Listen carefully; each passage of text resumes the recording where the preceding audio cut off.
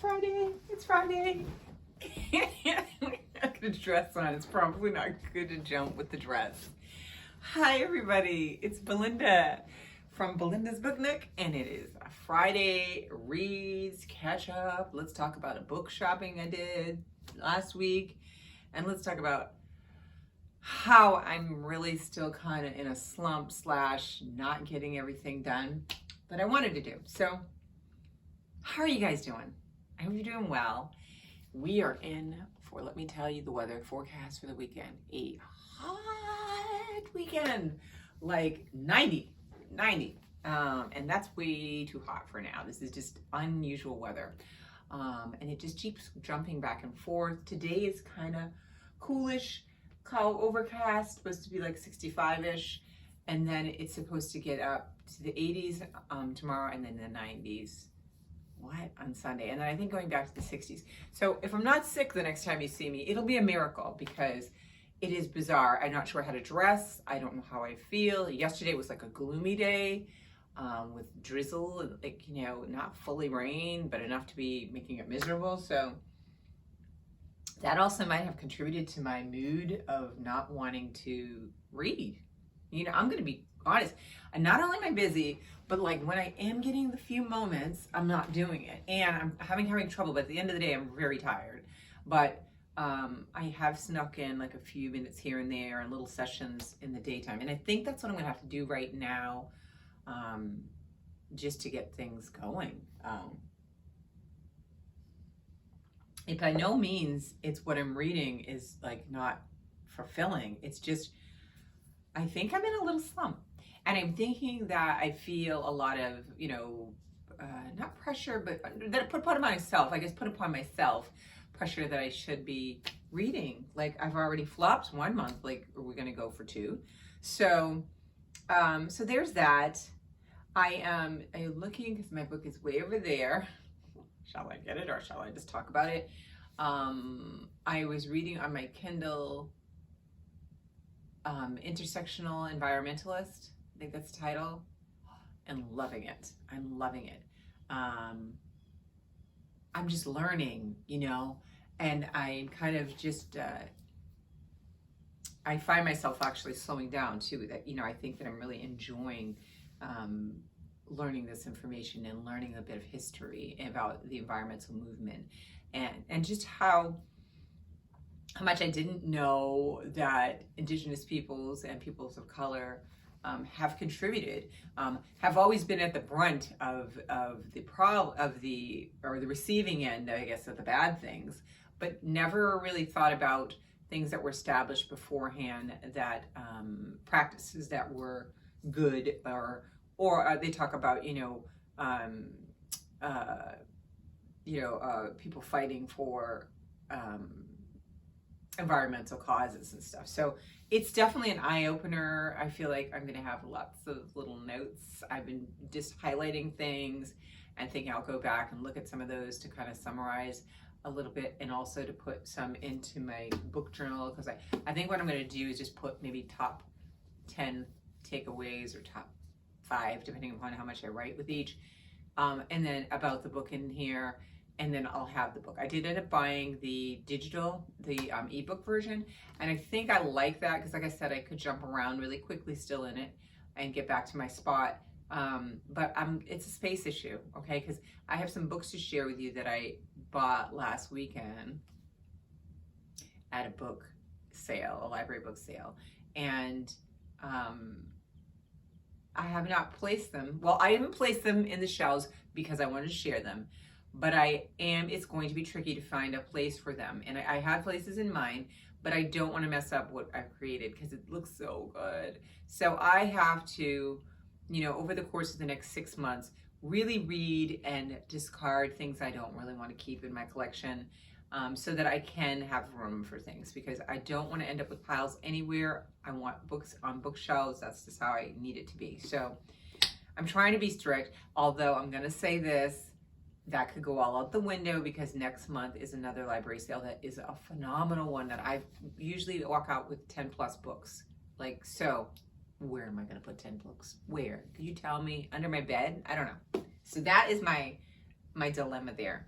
So I've been reading the Intersectional Environmentalist and really enjoying it. I still want to get to Greta's book. It's small. I do want to do this and finish this. We'll see if I think again, April, May, June is just going to kind of blur together because and June is going to be Caribathon, and I have some books in my cart that will fulfill it. I have a lot of books on my shelves that could fulfill that because I ended up buying a lot of books from the recommendations I heard last year. And so I don't know what I'm going to do yet, but things got to happen. I don't know. I can't even see my way out of this. And I have a library book that after next Tuesday it'll be held hostage. And I don't have any more renewals on it unless they go in and face the music and then renew it. So hopefully none of them will watch this. I'm going to probably try to read and see if I can get close to finish, and then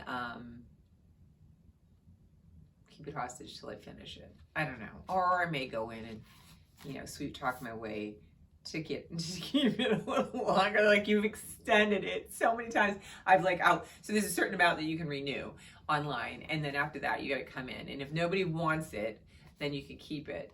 I don't know. Like, the good thing with the digital, you can see how many people are waiting. I could walk in and they'd be like, no, sorry, somebody needs it, and I have to hand over the book. So yeah.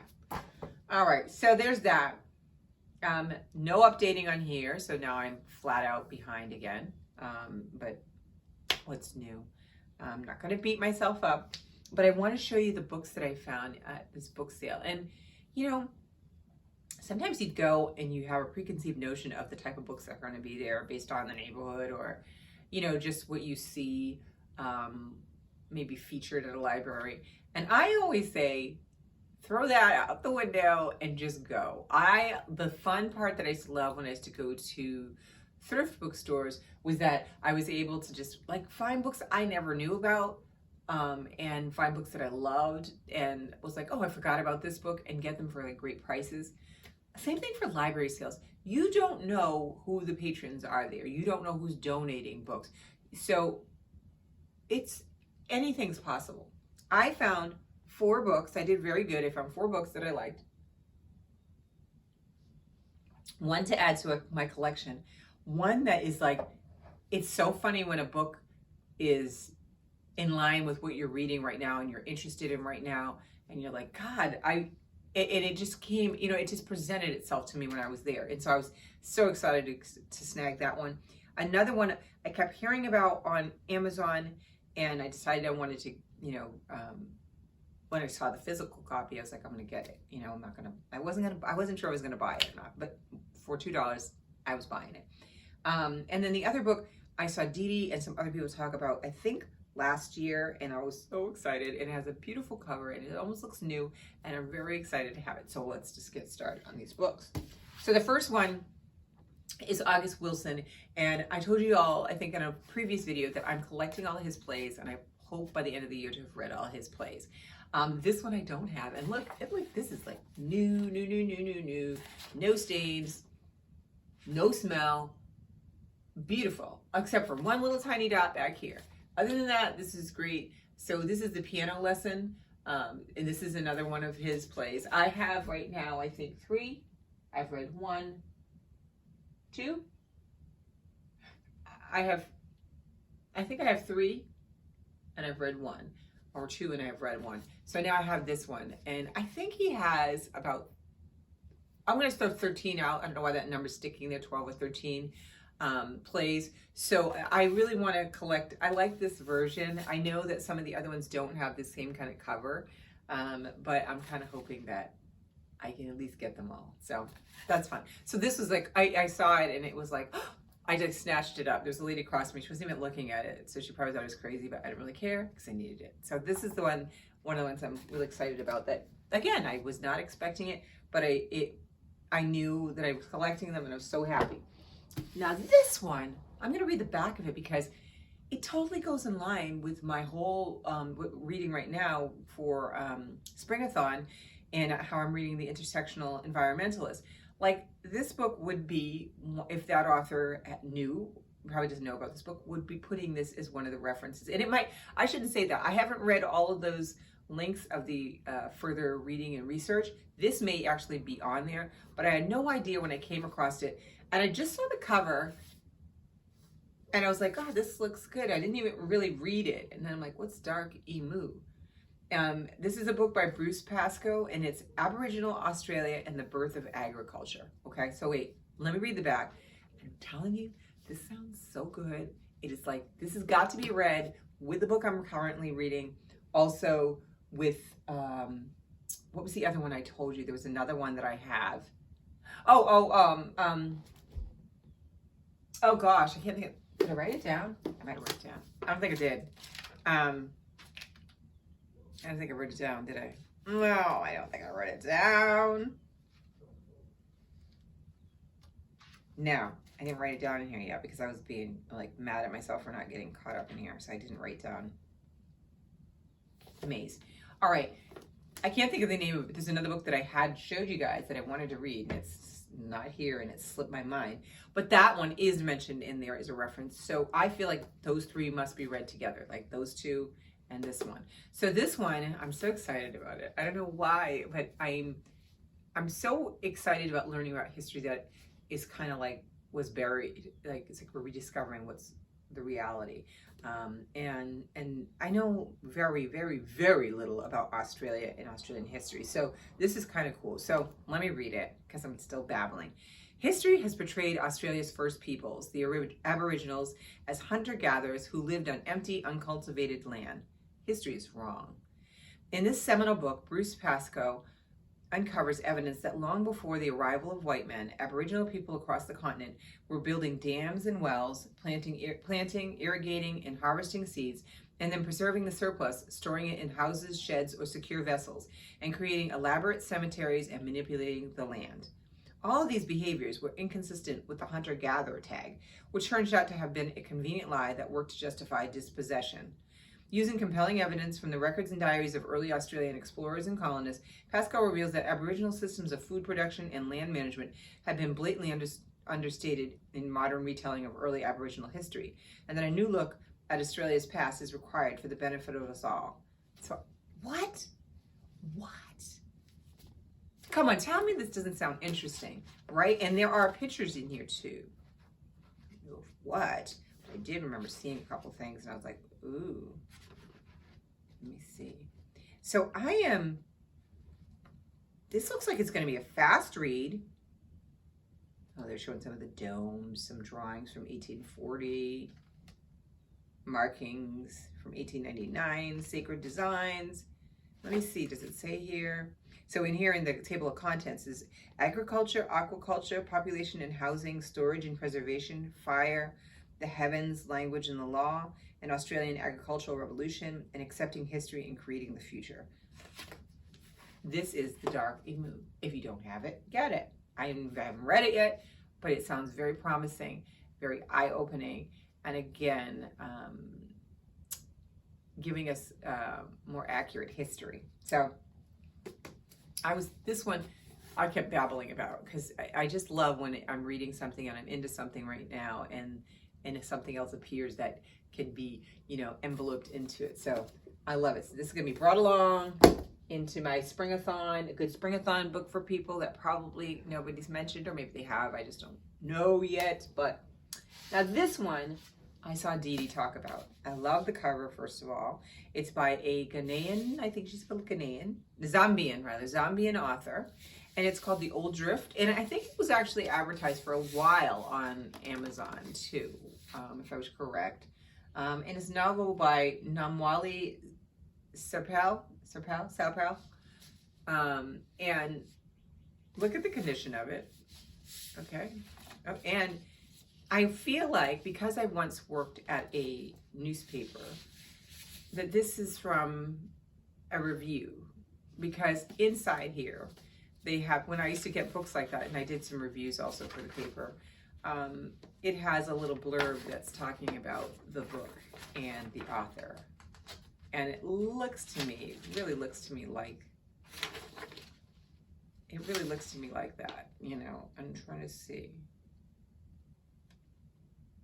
I mean, this person could have just printed this up. But it used to be when we get books, sometimes they would have in there like a blurb. Sometimes there's stuff from the publisher about the book. And if that's the case, like that would explain why this is in such great condition, because it's a big book. And let's face it, when you read a big book, there is more opportunity for things to get spilled on it, pages to get dinged, all those things. So it looks so new. Thinking that somebody might have reviewed it. I will, as you all know, take the cover off when I read the book, and then I will put the cover back on when I put it away. But it is gorgeous, okay? So let me tell you about it, because I don't want to take up too much time. 3 families, 4 generations. Fate collides as a nation is born and drifts towards ruin, or is it revolution? On the banks of the Zambezi River, a few miles from the majestic Victoria Falls, there was once a colonial settlement called the Old Drift. Here begins the epic story of a small African nation told by a mysterious swarm that calls itself man's greatest nemesis. The tale? A playful panorama of history, fairy tale, romance, and science fiction. The moral? To err is human. In 1904, in a smoky room at the hotel across the river, an old drifter named Percy M. Clark, foggy with fever, makes a mistake that entangles the fates of an Italian hotelier and an African busboy. This sets off a cycle of unwitting retribution among 3 Zambian families, black, white, and brown, as they collide and converge over the course of the century into the present and beyond. As the generations pass, their lives, their triumphs, errors, losses, and hopes form a symphony about what it means to be human. Doesn't that sound good? It sounds good. And, you know, when you think about, you know, I'm always like getting the frights when I think about these chunksters. But one of the things I know Dee Dee and other people that I know that read large books, they're like, if the story is good, the size does not matter. It will take you. And this sounds like this is one that's going to have, you know, like it sounds like a good, like a story that you're going to be able to be immersed in, you know, and it's going to be going through families and different generations. And I just think it's going to be great. So I think if I remember correctly, she did enjoy this. Dee Dee, if you're watching, was this one? I thought this was one that you did like. I know that she's written some other things. This was her first novel, but I think she's written something else since then. But I do look forward to reading it. I'm super, super excited about it. And I was so happy to find it because I remember talking about it and I was like, it's so big. I don't know. But for $2, girlfriend, this is what we're getting, right? So I was all in then. The next one is another one that's a big one, and it's going to be one of those stories that kind of just pulls you in as well. And it's also got a blurb by Tayari Jones, who did Silver Sparrow and American Marriage. I did read American Marriage and liked it. And then Silver Sparrow, I did happen to have here because that was one I was going to read last month, I think, and I didn't get to it. But she actually blurbed this book I'm getting ready to talk to you about. But I still want to get to this one. I'm not really making any promises. These are always optional. What will happen, when things start to slow down a little bit after the next couple of weeks when school comes to an end, I think I will be able to get more of a grasp on my reading schedule and I'll be able to pick up other stuff. So this book is called Palmares, I don't know how people say it, Palmares, I'll say, by Gail Jones. And she's the author of Corregidora, which I never read, and The Healing.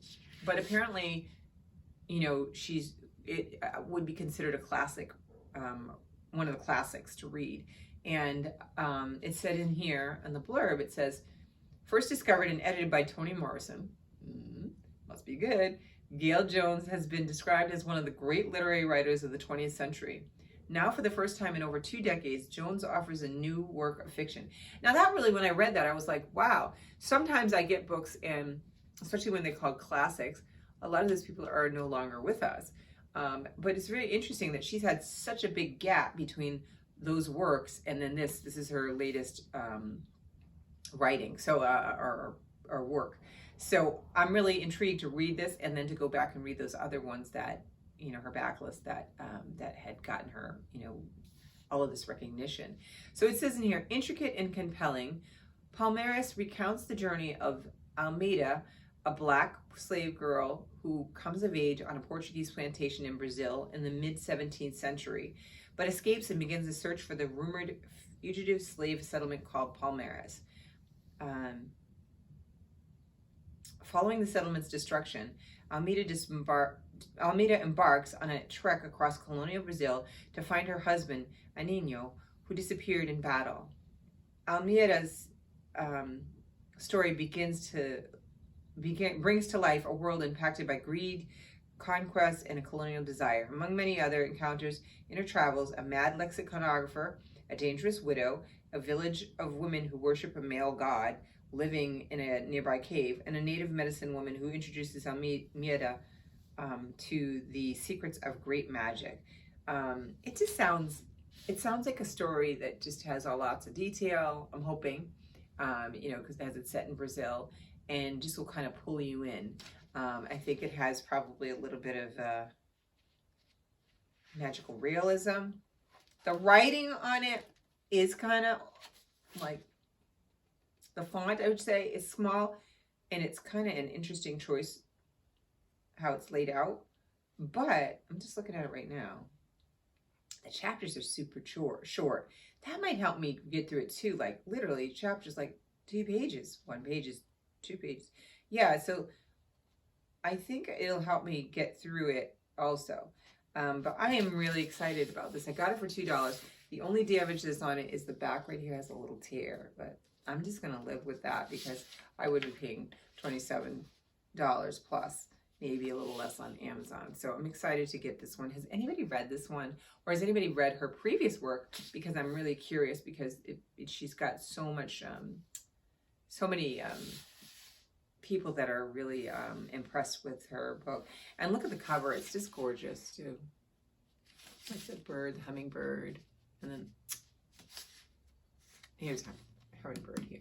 It's just gorgeous. I'm loving it. So I'm very excited to read this one too. I don't know when will be the right time, but I'll know when it's the right time.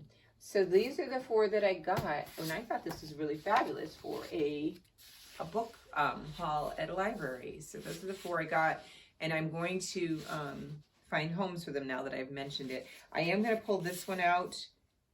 I know I'm not supposed to add, well, I'll put this in the classic section that I have, but I will keep this as close to me so that I have as an option for when I need another one of his plays. This one I'm definitely going to try to get to following the other 2 books for Springathon. And just like my friend Natalie said, Springathon can, I think she said hers went into the summer, and I'm pretty sure that mine is going to go into the summer as well. So that's it. I mean, I have nothing else to tell you. I feel like I gabbed a lot. I have to get back into paying attention to how much I talk, because I know you guys don't want to hear me talk forever.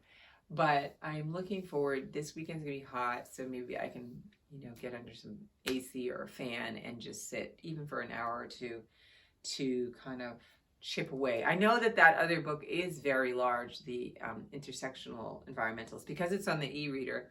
You don't really feel it, but I can look down at the bottom and see, how many pages. And I want to say it was like 500 or 600 pages. But let me take that back. That may be the actual page count, but the actual page count for content in terms of what her writing is could be a lot shorter, because she has all those sections and supplements at the end with different resources. So I'll have to look to see where the actual end is, because I might be closer than I think to actually finishing that part. But I'm really looking forward to that one. Like, I love books. Don't give me a problem and not give me solutions or options. So I'm liking that as well. And so that's it. Let me know what you're reading this weekend, how your reading's going, and also let me know what you do to get out of a slump, because I fear that I am also, in addition to being busy and with the puppy, that I'm in a little slump, because I'm walking past the books more than I normally do. Usually I'll be like, oh, I got a few minutes, or, today I'm going to make sure I make time to read, and I'm not finding that happening. So let me know how you're doing, and I will talk to you guys soon. Have a great weekend. Bye.